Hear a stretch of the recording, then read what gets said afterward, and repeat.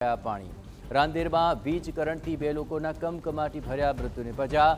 પાંડેસરા અને ભાઠેના વિસ્તારમાં વીજ કરંટ લાગવાથી બે લોકોના મૃત્યુ થયા। કામરેજના ટીંબા ગામે ખાડીમાં તણાઈ જવાથી એક વ્યક્તિનું મૃત્યુ થયું।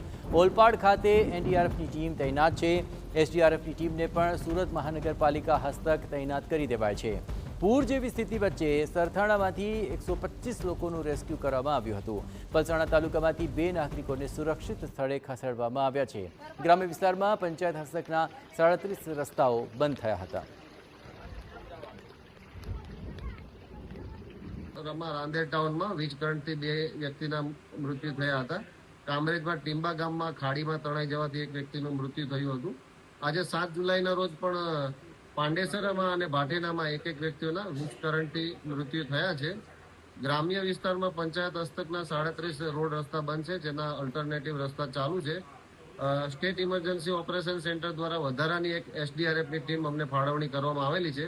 તેમજ ઓલરેડી જે એનડીઆરએફની એક ટીમ ઓલપાડ હતી તે પણ સુરત મહાનગરપાલિકા હસ્તક મૂકવામાં આવેલા છે। તો સુરતમાં પાણીના ખાડામાં ડૂબી જવાથી બે બાળકોના મૃત્યુ નિપજ્યા છે। સચિન જીઆઈડીસી વિસ્તારની આ ઘટના આવી રહી છે સામે। મહાવીર સોસાયટીમાં બાળકી અને બાળક બંનેના મૃત્યુ નિપજ્યા છે। રમતા રમતા ખાડામાં પડી ગયા હોવાનું અનુમાન લગાવાઈ રહ્યું છે। છઠ પૂજા માટે ખોદાયેલા ખાડામાં પાણી ભરાયું હતું અને ત્યાં આ દુર્ઘટના સર્જાઈ છે। અન્ય કોઈ બાળક ડૂબ્યા છે કે નહીં તે અંગે પણ ફાયર વિભાગે તપાસ આદરી છે।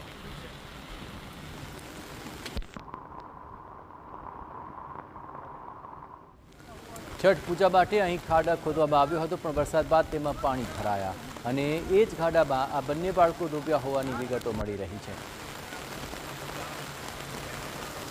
તો સુરતમાં ભારે વરસાદને કારણે વેસુ વીઆઈપી રોડની આવી રહી છે ઘટના સામે।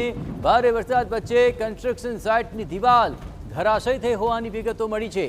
ડ્રીમ હેરિટેજ બિલ્ડિંગના પાર્કિંગનો એક મોટો ભાગ અચાનક જ ધરાશયી થઈ ગયો। આ ડ્રીમ હેરિટેજ બિલ્ડિંગની નજીકમાં જ નવું કન્સ્ટ્રક્શન ચાલી રહ્યું હતું। સુરક્ષા ન રાખવાને કારણે દિવાલ અને પાર્કિંગનો ભાગ તૂટી પડ્યો હોવાની વિગતો મળી રહી છે। તો જુઓ, આ દ્રશ્યો જે દેખાઈ રહ્યા છે તેમાં દિવાલ અને પાર્કિંગનો ભાગ તૂટી ગયો છે। ભારે વરસાદને કારણે આ પરિસ્થિતિ સર્જાય છે અને તેને કારણે હાલ વીઆઈપી રોડની આ ઘટનાની અંદર નુકસાનીનો અંદાજ પણ ધીમે ધીમે સામે આવી રહ્યો છે। આપણે જણાવ્યું કે ભારે વરસાદ વચ્ચે આ કન્સ્ટ્રક્શન સાઇટની દિવાલ અચાનક જ ધરાશયી થઈ ગઈ।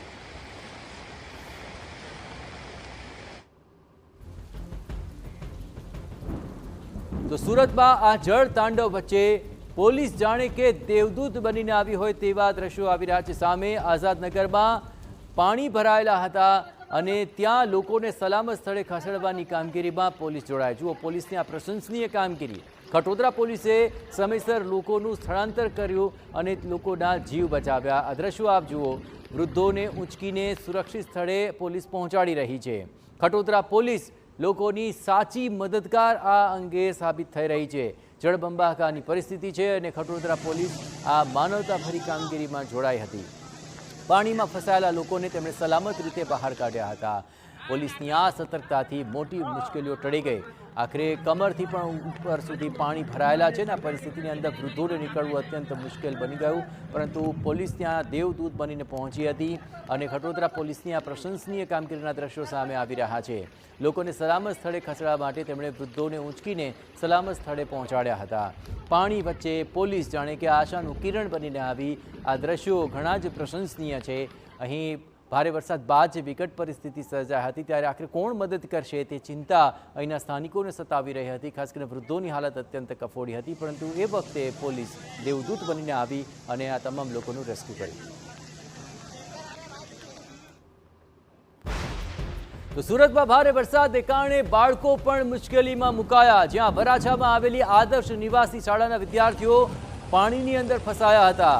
આ તસવીરો જુઓ, વિદ્યાર્થીઓને સલામત સ્થળે ખસેડવાનો પ્રયત્ન કરવામાં આવ્યો હતો। દોરડા વડે તેમને સલામત રીતે બહાર કાઢવામાં આવી રહ્યા છે। સુરત મહાનગરપાલિકાએ તમામ વ્યવસ્થા ગોઠવી હતી અને આ વિદ્યાર્થીઓને બચાવ્યા હતા। શાળામાં ફસાયેલા વિદ્યાર્થીઓ સહિત સ્ટાફનું પણ રેસ્ક્યુ કરવામાં આવ્યું હતું। આ તસવીરો આપ જુઓ, ભારે વરસાદને કારણે આદર્શ નિવાસી શાળામાં પાણી ભરાઈ ગયા અને બાળકો તેમાં ફસાયા હતા। 37 વિદ્યાર્થી અને 12 જેટલા સ્ટાફનું રેસ્ક્યુ કરવામાં આવ્યું હતું। તમામને દોરડા વડે ખેંચીને અને ઊંચકીને બહાર કાઢવામાં આવી રહ્યા છે। એક બાદ એક સતર્કતા સાથે આ તમામ લોકોને બહાર કાઢવામાં સફળતા હાથ લાગી હતી, પરંતુ આપ જુઓ ભારે વરસાદને કારણે કમરથી પણ ઉપર સુધી પાણી ભરાઈ ગયા હતા અને તેમાંથી આ નાના ભૂલકાઓને બહાર કાઢવા અત્યંત વિકટ જણાઈ રહ્યું હતું, પરંતુ દોરડાઓનો સહારો લેવામાં આવ્યો। અમુક બાળકોને ઊંચકીને તેમને સુરક્ષિત સ્થાન પર ખસેડવામાં આવ્યા।